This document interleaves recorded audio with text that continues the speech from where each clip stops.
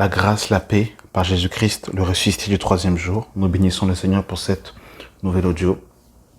Voilà, mes bien-aimés, au travers de cette audio, j'aimerais un peu vous parler des coulisses du ministère, des coulisses, mes bien-aimés dans le Seigneur, du ministère de l'enseignement. Vous savez, aujourd'hui, nous sommes arrivés dans un temps où beaucoup pensent que servir Dieu, c'est automatiquement avoir une chaîne YouTube, se tenir devant un pupitre, enseigner la parole de Dieu, prêcher dans les métros, prêcher sur les places publiques. Beaucoup convoitent le ministère de l'enseignement. Alors que Jacques est clair, il nous dira « Ne soyez pas nombreux à enseigner, car vous savez que nous serons jugés plus sévèrement. » Mais j'aimerais vous parler, mes bien-aimés dans le Seigneur, au travers de cette audio, des coulisses du ministère.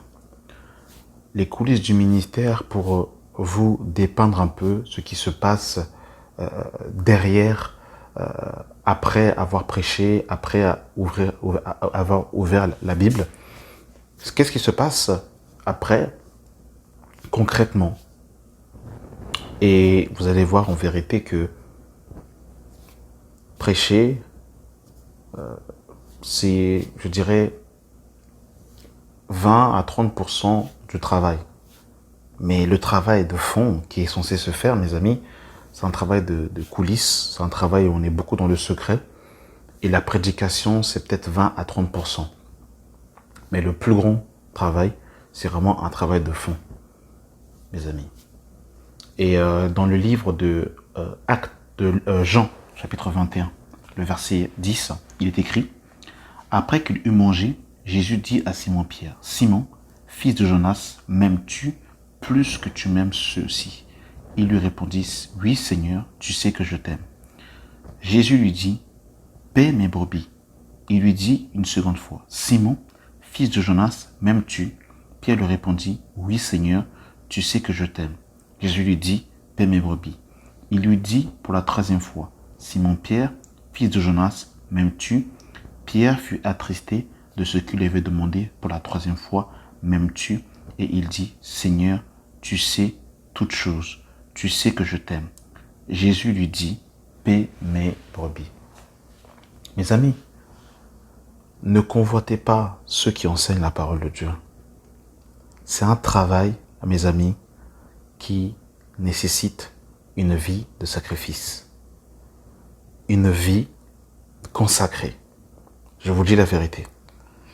Pour être prédicateur, déjà, il faut être appelé de Dieu. Mais c'est surtout, mes amis, je vous dis la vérité, un cœur que Dieu donne à ses serviteurs. Parce que prêcher, tout le monde peut le faire. Est-ce que vous savez que si vous mettez la Bible en audio à côté d'un perroquet, il est capable de vous réciter des versets bibliques. Ça ne fait pas de lui qu'il est né de nouveau ou qu'il est une nouvelle création.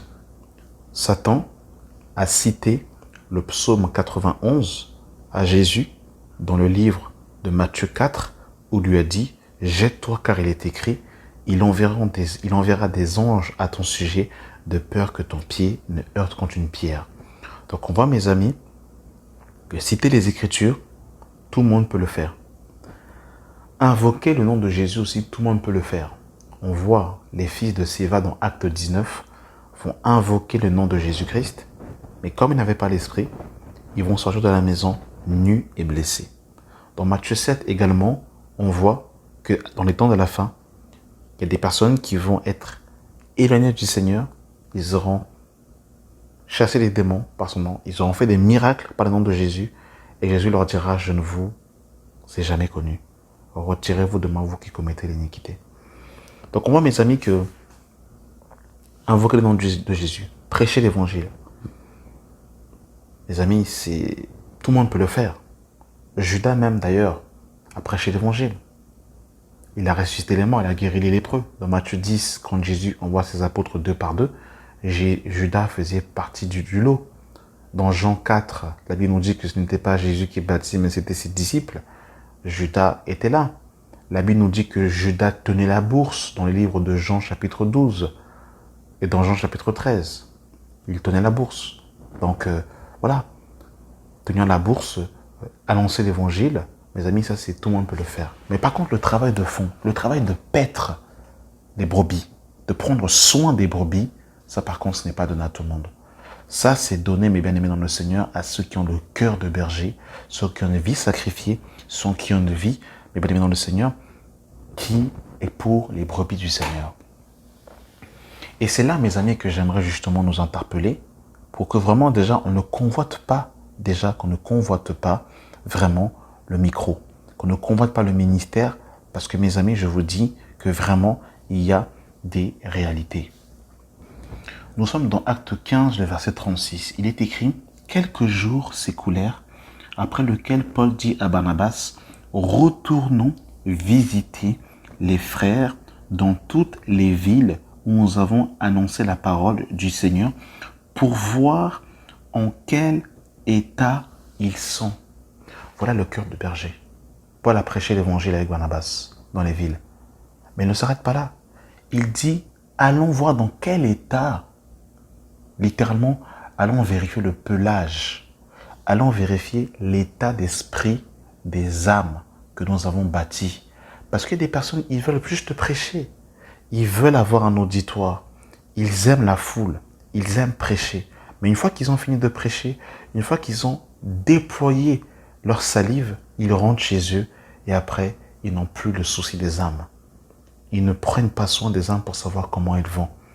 Après, chacun sa route, chacun son chemin. Et ça, c'est compliqué, mes amis. Mais le berger, lui, ce n'est pas ce qu'il fait. Il prêche l'évangile. Mais ce qu'il veut, mes amis, ce n'est pas juste prêcher. Ce qu'il veut, c'est un résultat concret et pragmatique. La formation du Fils de Dieu dans l'âme des gens. Vous avez une personne, par exemple, un monsieur qui a été dans le monde pendant 62 ans. Pendant 62 ans, un homme a été dans le monde, mes amis. Mes amis, il y a 62 années de formatage de Babylone. Vous imaginez le travail qui doit être fait dans le corps, l'âme, l'esprit de cette personne, ce formatage qu'il y a eu. Et en fait, il faut déformater les gens parce qu'ils ont été formatés, ils ont été abîmés par le monde. C'est-à-dire qu'il faut prêcher le vrai évangile. Vous savez, quand vous prêchez l'évangile à un inconverti, son cœur est vierge. C'est-à-dire que s'il accepte le véritable évangile, vous avez juste à planter l'évangile véritable dans le cœur et dans l'âme de la personne. Mais quand vous avez affaire à une personne qui est passée par l'islam, qui est passée par les témoins de Jéhovah, qui est passée par le catholicisme romain, qui est passée par les branhamistes, les adventistes, et qui par la suite, après, accepte le véritable évangile, il y a quand même en fait un travail de balayage profond qui doit être fait pour prêcher et présenter le vrai évangile. Parce qu'on ne met pas du vin nouveau dans de vieilles outres.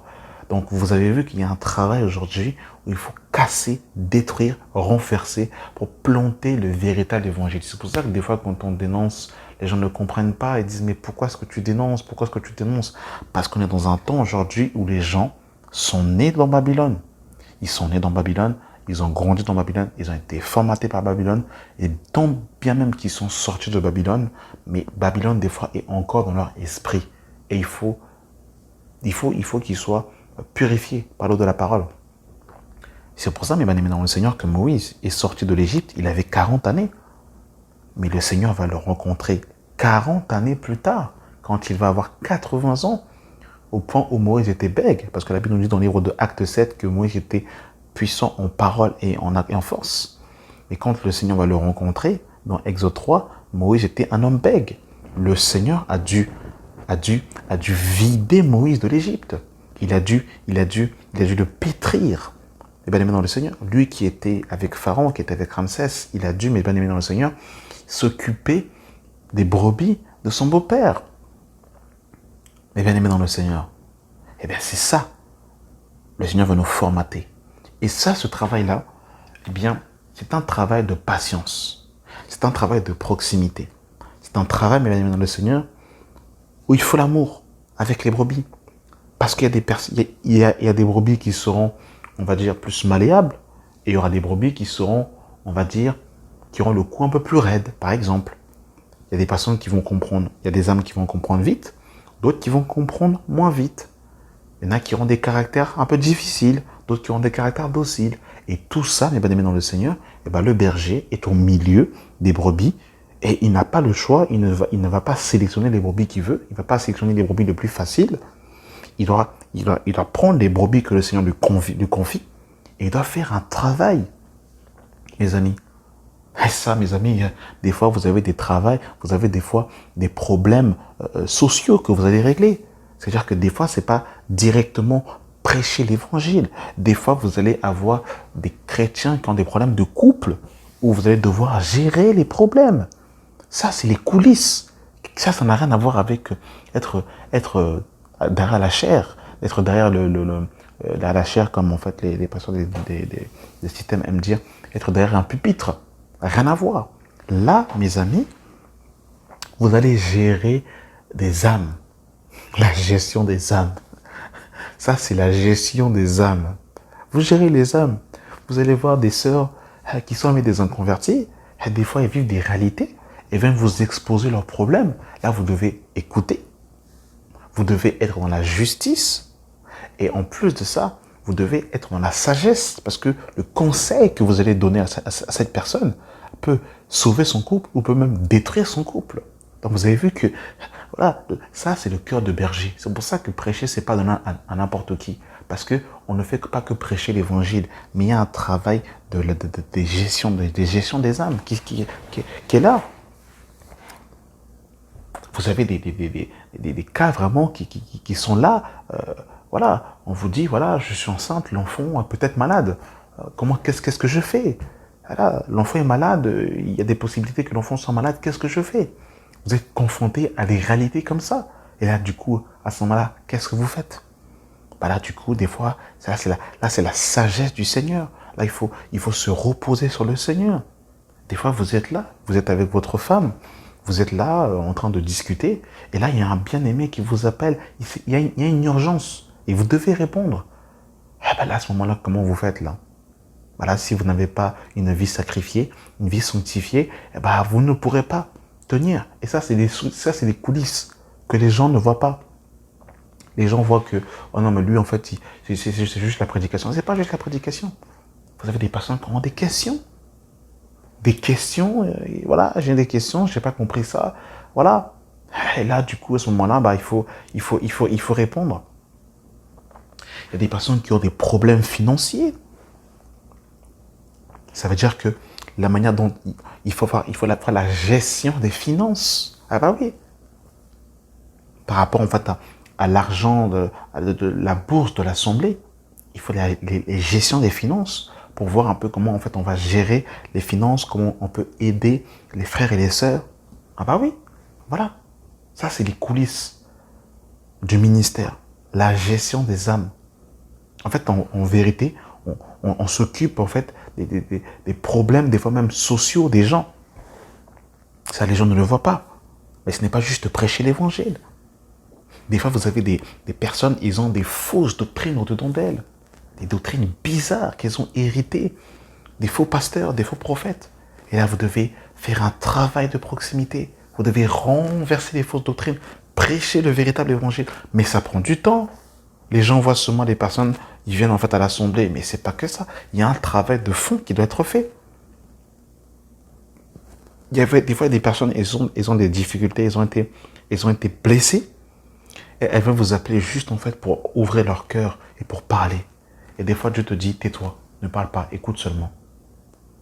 Voilà, les bien-aimés dans le Seigneur, les réalités du ministère, les coulisses des ministères, le soubassement du ministère, la gestion des âmes. Je vous dis la vérité, ça c'est les réalités. C'est que des fois, il n'y a pas de... Vous n'allez pas en week-end avec votre femme parce que vous consacrez votre maison pour l'église, pour que les âmes puissent venir et recevoir du Seigneur. Des fois, vous avez très peu dormi la veille parce que l'enfant n'a pas dormi la nuit. Et le lendemain, vous recevez l'église.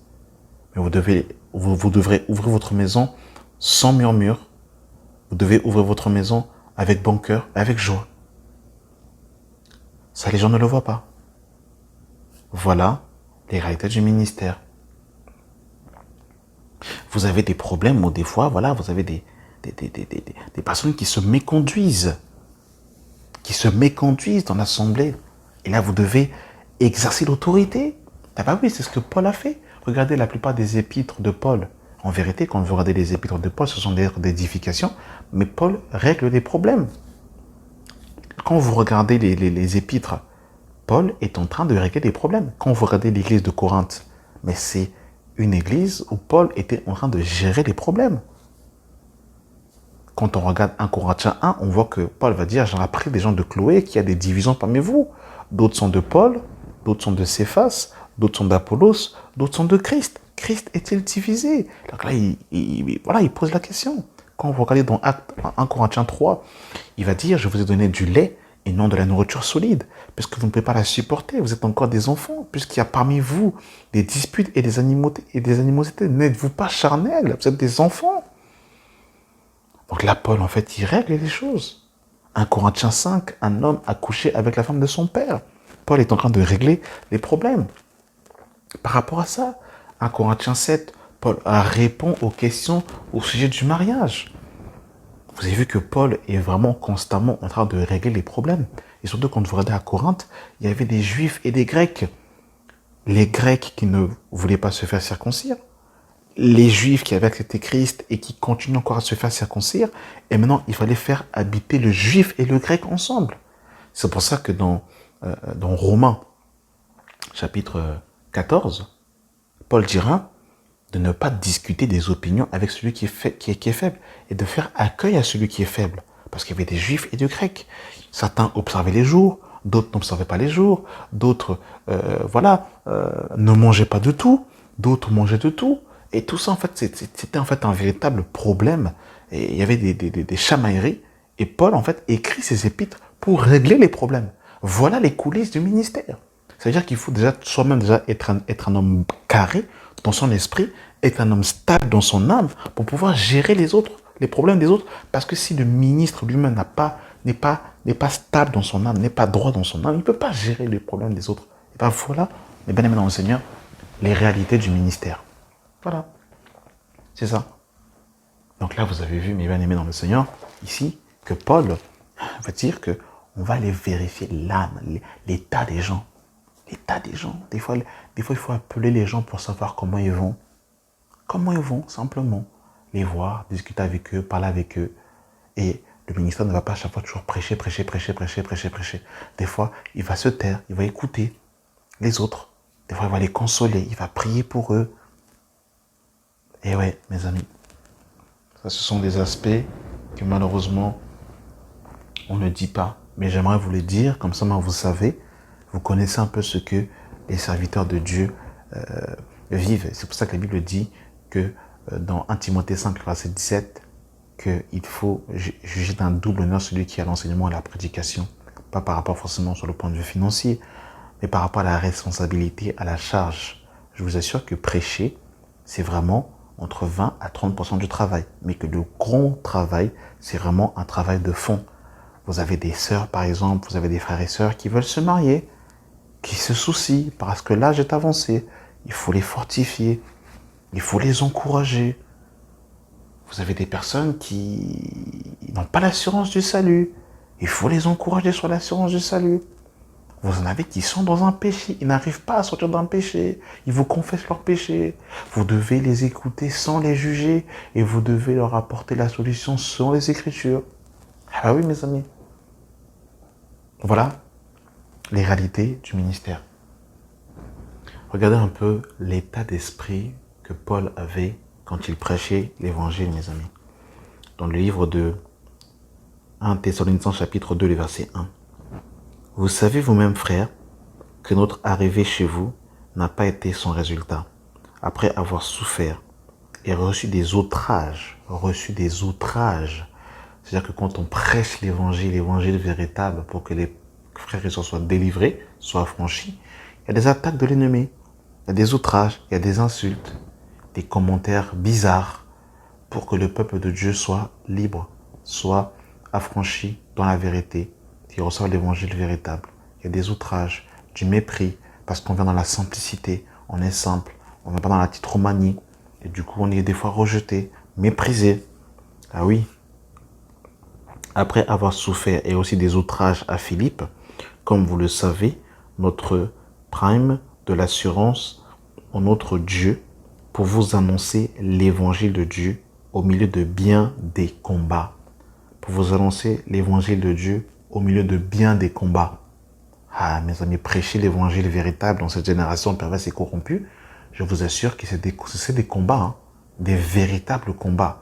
Prêcher l'évangile véritable, pur, sans tache ni ride, sans demander l'argent à qui que ce soit, sans coucher avec les filles, sans annoncer des prophéties mensongères, sans dominer sur le peuple de Dieu dans la simplicité. Ce sont des vrais combats qu'on ne voit pas physiquement, mais ce sont des véritables combats. Car notre prédication ne repose ni sur l'erreur, ni sur les motifs impurs. Donc il ne prêchait pas pour un gain sordide, ni sur la fraude, mais selon que Dieu nous a jugés dignes de nous confier l'évangile. Ainsi nous parlons, non comme pour plaire à des hommes, mais pour plaire à Dieu qui sonde nos cœurs. Donc quand on prêche l'évangile, Dieu sonde nos cœurs. On ne prêche pas pour faire plaisir aux hommes. Paul est clair, hein? Dans Galates 1, le verset 9, il dira, Galates 1, le verset 9 à 10, il dira que si je cherche encore à plaire aux hommes, je ne serai pas serviteur de Christ. Regardez le verset 5. Jamais, en effet, nous avons usé de paroles flatteuses. Comme vous le savez, jamais nous n'avons eu la cupidité pour mobile. Dieu en est témoin. Nous n'avons pas cherché la gloire qui vient des hommes, ni de vous, ni des autres. Nous avons pu nous produire avec autorité comme apôtres de Christ, mais nous avons été pleins de douceur au milieu de vous. La douceur. Waouh, Seigneur, sauve-nous. De même que nous risquerons soin de ces enfants, nous aurions non seulement voulu, dans notre vive affection pour vous, non seulement vous donner l'évangile de Dieu, mais encore nos propres vies, tant que vous nous étiez devenus chers. Vous vous rendez compte? Voilà le cœur de berger. Et ça, c'est les coulisses du ministère. C'est pour ça que ne vous arrêtez pas à ceux qui prêchent. Il faut le cœur de berger. Et regardez, je continue par la suite, mes amis. Vous vous rappelez, frère, notre travail et notre peine, nuit et jour à l'œuvre, pour n'être à charge à aucun de vous. Nous vous avons prêché l'évangile de Dieu. Donc, Paul était faiseur de tentes, selon Acte 18, et il ne dépendait pas des bien-aimés. Du moins, ne voulait pas dépendre des bien-aimés. Vous vous rendez compte? Vous êtes témoins, et Dieu l'est aussi, que nous avons eu envers vous qui croyez une conduite sainte, juste et irréprochable. C'est-à-dire que Paul, dans ce qu'il disait, il vivait ce qu'il disait.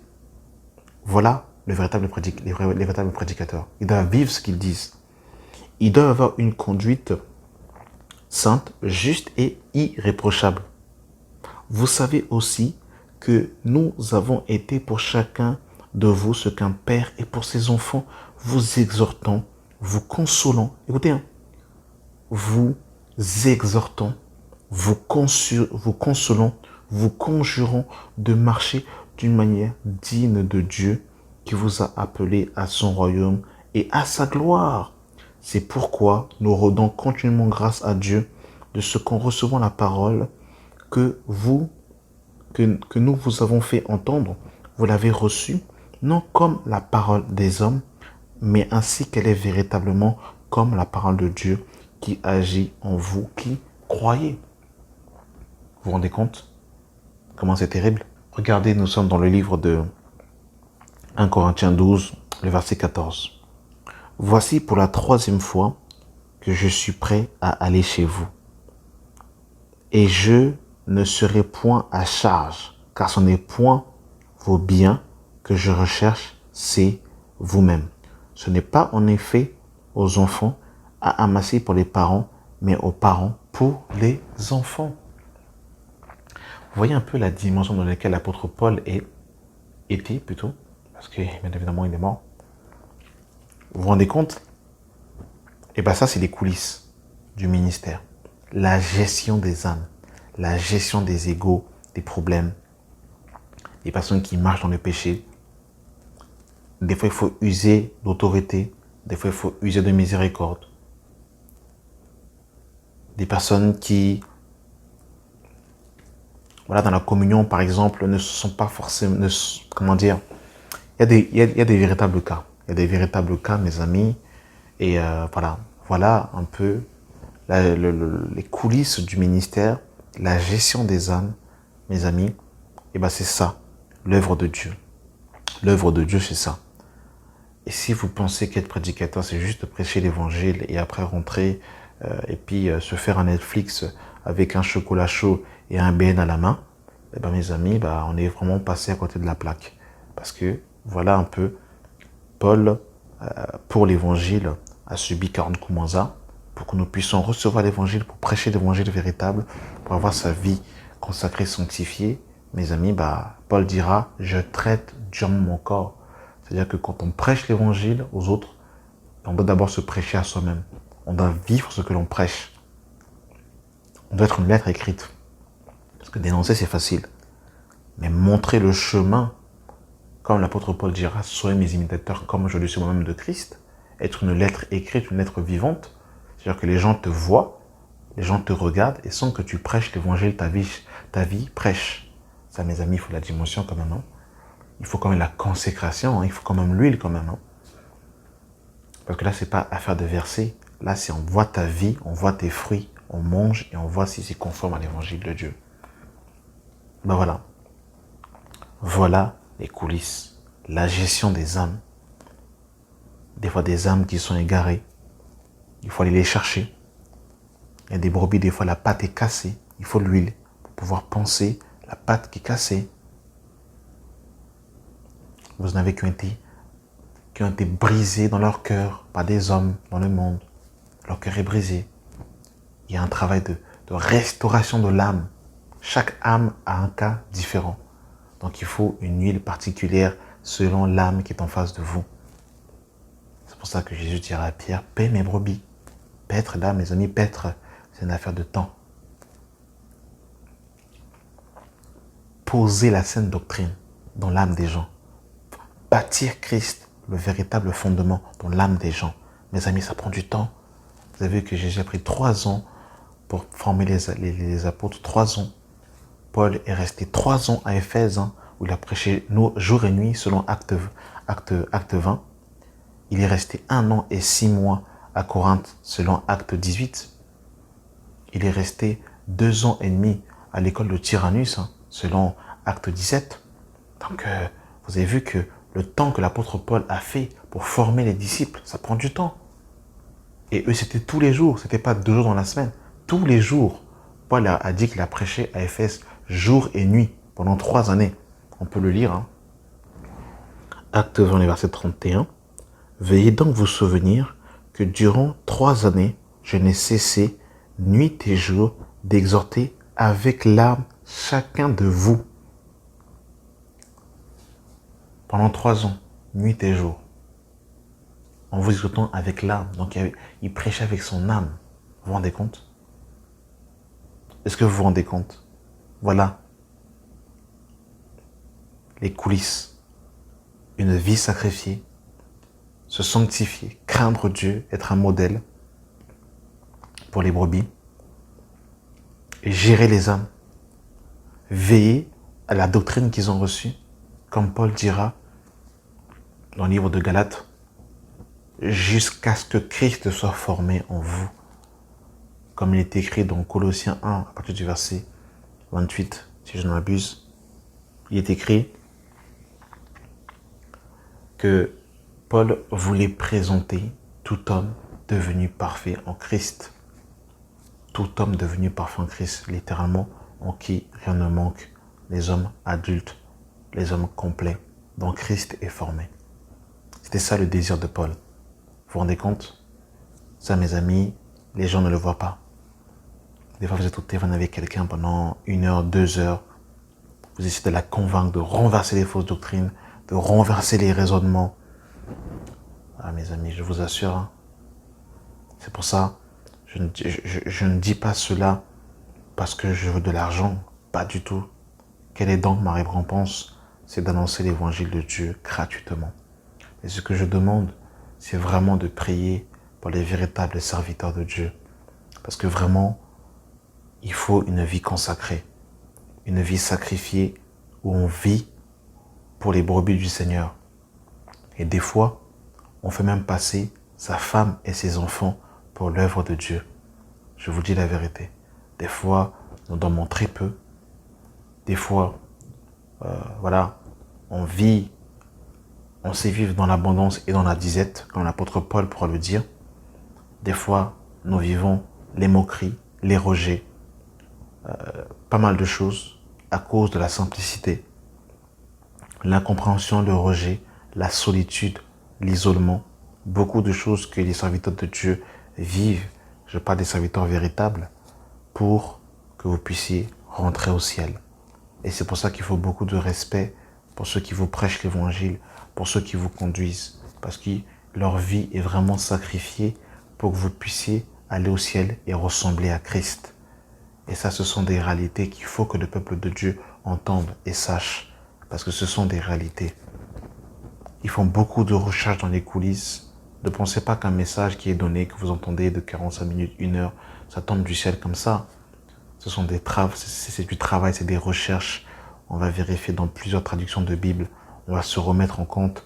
Voilà, j'ai appris ça. Est-ce que vraiment c'est ça? Il y a un travail vraiment qui est fait pour que les brebis reçoivent l'évangile véritable, la parole pure. C'est vrai que les prédicateurs, les vrais prédicateurs sont rares, mais il y en a. Dieu s'est réservé un peuple qui n'a pas fléchi genou devant Baal. Et ils sont là vraiment pour que vous puissiez arriver à la stature parfaite de Christ. Des fois, vous prêchez l'évangile et vous voyez que les gens ne comprennent pas, que les gens sont encore dans un état charnel. Des fois, on dit, mais Seigneur, ils ne comprennent pas. Pourtant que j'ai prêché, pourtant, sur le vêtement. Mais comment ça se fait qu'ils s'habillent encore mal? Ils ne comprennent pas. Qu'est-ce que je dois faire? C'est compliqué. Et heureusement que le Seigneur est là pour, dans les coulisses, pour nous fortifier, pour nous encourager. Mais Seigneur, c'est pas possible. Ils n'ont pas compris le message. Ils n'ont pas compris la sainte doctrine. Mais comment ils écoutent encore des fausses doctrines? Mais comment ils font ça? Jusqu'à quand? Jusqu'à quand, Seigneur? Quand je vais supporter? Ouais, des fois, quand les prédicateurs prêchent l'évangile et qu'ils font un bilan, ils voient le statut de certaines personnes et ils disent, oh my God, Seigneur, ils n'ont pas compris. Ils n'ont pas compris encore l'évangile. Je pensais qu'il avait compris. Il faut prêcher, il faut recommencer encore. Comme les enfants. Touche pas, touche pas, touche pas, touche pas. Ça vous répétez. Et bien des fois, vous répétez. Comme l'apôtre Paul dira, je ne me lasse pas de vous rappeler les mêmes choses car cela est salutaire pour vous. Voilà mes amis. J'avais vraiment à cœur de vous dire ces choses parce que je pense que c'est vraiment très important. Et c'est pour ça qu'il faut que je vous demande vraiment encore de prier pour les serviteurs de Dieu. Prier pour les serviteurs de Dieu.